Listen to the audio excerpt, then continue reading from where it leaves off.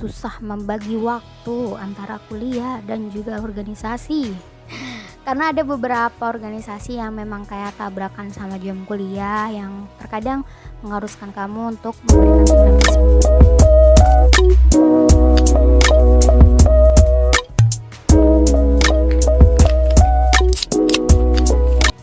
Hola, assalamualaikum warahmatullahi wabarakatuh. Balik lagi dengan aku Ananda di sini. Jadi, ada beberapa pertanyaan yang masuk ke DM Instagram aku.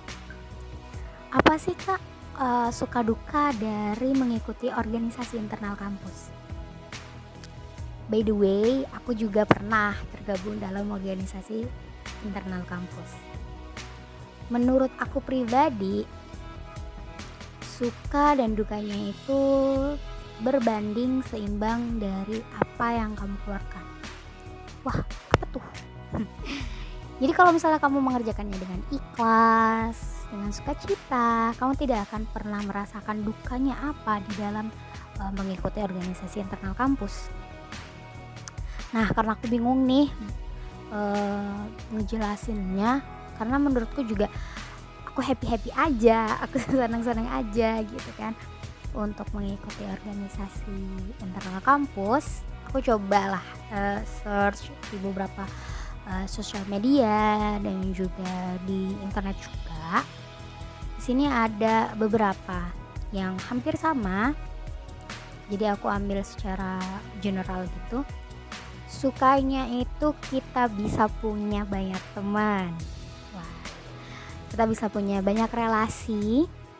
Kalau aku dulu tergabung dalam BEM universitas, jadinya aku bisa dapat teman dari berbagai fakultas kayak gitu. Itu juga aku alamin gitu kan.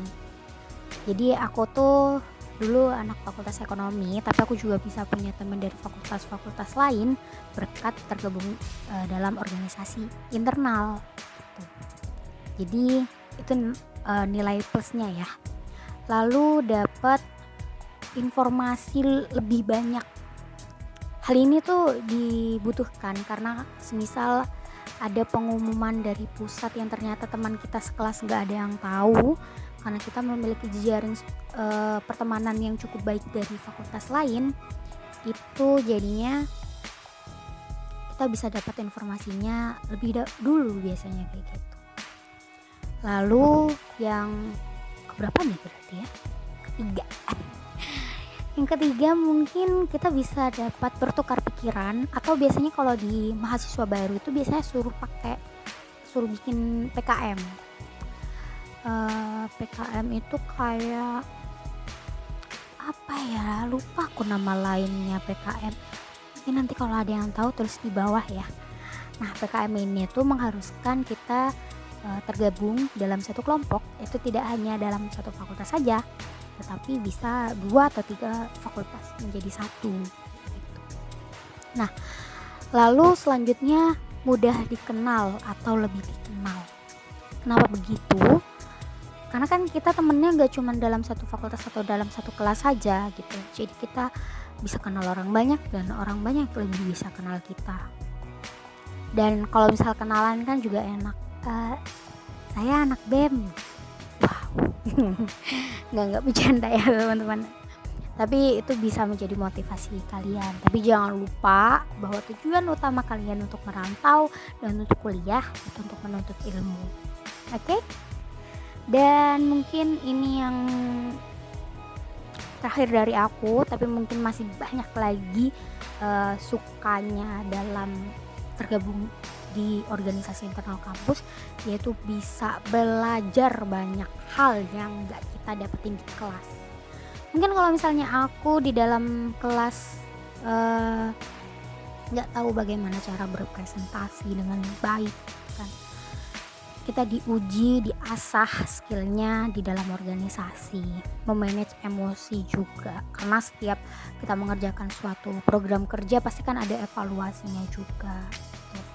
Jadi mungkin itu bisa buat nilai tambah kalian kalau misal kalian masuk di dalam organisasi internal kampus kayak gitu. Dan ini bisik-bisik ya. ada mungkin nilai-nilai plus lagi. Ini berarti ke berapa ya? Lupa aku. Keenam ya kan? Itu kalian mudah dikenali oleh jajaran pimpinan kampus. Jadi semisal kalian ternyata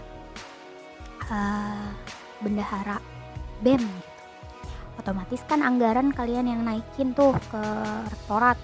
Kalian akan bisa kenal dengan orang-orang rektorat seperti itu.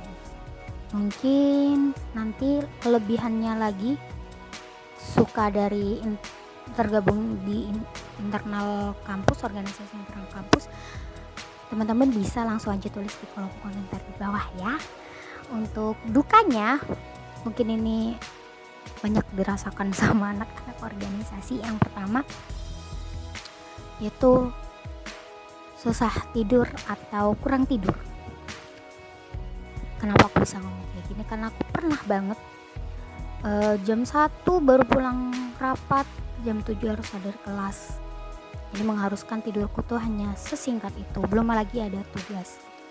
Tapi kalau semisal kita sudah pintar untuk memanajemen waktu, hal itu bukan lagi menjadi suatu halangan. Karena kita juga selain mencari ilmu di kampus, di kelas, kita juga perlu mencari pengalaman yang tidak kita dapatkan di dalam kelas kayak gitu. Terus mungkin yang kedua, dianggap sosokan gitu. Ini biasanya sama anak-anak yang gak ikut organisasi. Lu sosokan anak BEM makanya gini. Jadi itu kembali lagi ke pembawaannya kita gak usah sosokan, kita sama, dibilang gitu aja, dibilangin pelan-pelan temennya gitu. Dan yang ketiga, mungkin yang dukanya aku cuman kasih 3 aja lah ya. Yang ketiga adalah kalau tadi susah tidur, mengatur tidur, ini susah membagi waktu antara kuliah dan juga organisasi. Karena ada beberapa organisasi yang memang kayak tabrakan sama jam kuliah, yang terkadang mengharuskan kamu untuk memberikan surat dispensasi. For your information aja nih teman-teman, kalau kuliah itu sependek pengetahuan aku, dia hanya diizinkan tidak masuk kuliah 3 kali dengan alasan apapun. Jadi beda ya sama yang ada di kalian sekolah SMP, SD, SMA gitu. Kalian gak ada batas maksimal untuk izin, yang penting ada surat. Kalau di kampus itu mau izin, mau sakit, mau apa, semua akan dianggap alpa atau alasan gitu. Tapi memang tidak semua kampus seperti itu ya, dan tidak semua dosen seperti itu. Jadi kembali lagi ke kebijakan kelas masing-masing. Nah mungkin sampai segini dulu pengalaman aku dan sharing aku tentang suka duka mengikuti organisasi internal kampus.